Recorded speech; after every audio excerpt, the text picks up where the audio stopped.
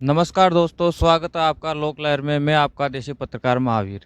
आज मैं आपको ले चलता हूं शाजापुर बॉर्डर पे, जहां पे पिछली 2 दिसंबर से यहां पे धरना लगातार जारी है।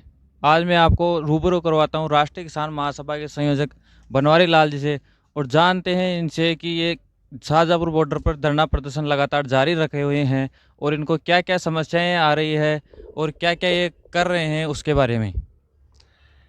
नमस्ते जी।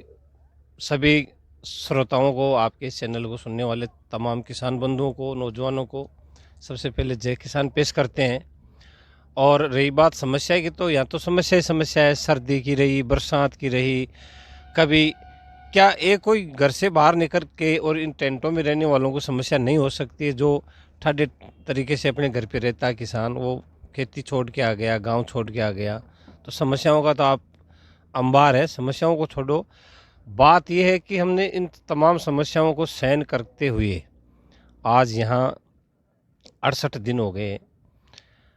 हमारा सबसे पहले राष्ट्रीय किसान महासभा, किसान महापंचायत के ये जो महामंत्री है बत्तीलाल जी बैरवा एडवोकेट साहब, ये भी हैं, ये रामपाल जी, और हमने पहले सबसे पहले 12 दिसंबर को ये शाजापुर मोर्चा रोका था। हज़ारों की संख्या में पुलिस बैरिकेड थे, हमारे पास मुश्किल से 100 आदमी थे। अब ये कारवां बढ़ता गया, आता गया, और बहुत शानदार तरीके से शाजापुर में कई उठापटक होने के बावजूद भी आज शाजापुर बॉर्डर अपने आप में एक एक मिसाल है। देश का हर किसान इसकी ओर नज़र टिकाए बैठा है। ये काले कानून जो है उनके बारे में बताने की ज़रूरत नहीं। सभी श्रोता, सभी आपके चैनल वाले सब समझते हो कि काले इतने ज़्यादा है कि पूरी दाल ही काली है। जिस सरकार के मंत्री कह रहे हैं कि जैसे बीच का रास्ता निकाले, तो बीच के रास्ते के बारे में आपका क्या कहना है? सरकार के मंत्री तो पत्रकार जी, बीच का रास्ता क्या, वो तो भगाने में भी थे। उन्होंने पुलिस भी भेजी, उन्होंने उन्होंने कौन कौन से क्रियाक्रम नहीं करे।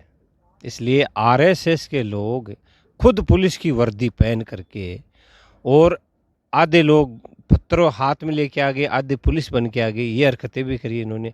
इन्होंने कौन सी ऐसी हरकत छोड़ी? लेकिन किसान जमा हुआ है, फसल कटाई का टाइम आ गया है। महीने लगे, 6 महीने लगे, 8 महीने लगे, साल 2 साल लगे, हम इसको छोड़ेंगे नहीं। काला कानून है। कोई इस किसान का जो जीत होगा तो ही किसान ऐसे उठेगा। बत्तीलाल जी, आप भी हमारे दर्शकों को बताइए आंदोलन के बारे में, शाजापुर बॉर्डर के बारे में। कब से हैं आप, क्या क्या कर रहे हैं यहाँ पे? देखिए महावीर जी, जहाँ तक सवाल हमारा इस बॉर्डर पे आने का है, तो अभी आपको बताया हमारे बनवारीलाल कुड़ी जी ने, जो कि हमारे राष्ट्रीय किसान महासभा के संयोजक भी हैं। तो हम 12 दिसंबर से निरंतर इस बॉर्डर पे हैं, और 12 दिसंबर से जब हम यहाँ थे तो पुलिस ने ही हमें रोका था, हरियाणा सरकार ने हमें रोका था। और इसके बाद बीच में जो कुछ हमारे साथ व्यवधान आए, किसानों को परेशानी आई, क्यों हमने मतलब लड़ाई के मैदान में उतरे, हम कमाई को छोड़ करके क्यों सड़कों पे पड़े हैं, फिर हमने बरसात झेली है, अब ओस भी झेल रहे हैं, उस समय हमने बहुत सर्दी भी झेली है। ये तमाम चीज़ें तो हमारी रुकावटें बनी बनी, सबको सहन करते हुए भी अब हम आगे जो बढ़े, 13 तारीख से जो कारवां आगे बढ़ता चला गया, वो इतना लंबा हो गया। और इतने दिन से लंबे समय के बाद यदि सरकार आज भी सद्बुद्धि के तौर पे काम करे, क्योंकि हमने ये आंदोलन सत्य के आधार पर चलाया, और सत्य के आधार पर भी, सत्य के अलावा हमने अहिंसा और शांति का अपना रूप धारण किया। इसके बाद भी यदि सरकार, जो जहाँ तक सवाल तीसरे रास्ते का है, तीसरा रास्ता कौन सा निकल सकता है, तो इसमें मैं ये कहना चाहूँगा कि तीसरे रास्ते में सबसे पहले जहाँ ये कॉन्ट्रैक्ट खेती का मामला है, यानी कि जो साझे खेती का मामला है, या खेती की जो जिस तरह से आप पैदा को लेना चाहते हैं, उसमें सबसे पहली बात तो ये है कि यदि उसमें एमएसपी जारी हो जाए, न्यूनतम समर्थन मूल्य हो जाए, तो खेती में जो उपज होगी न्यूनतम समर्थन मूल्य से नीचे नहीं जाए।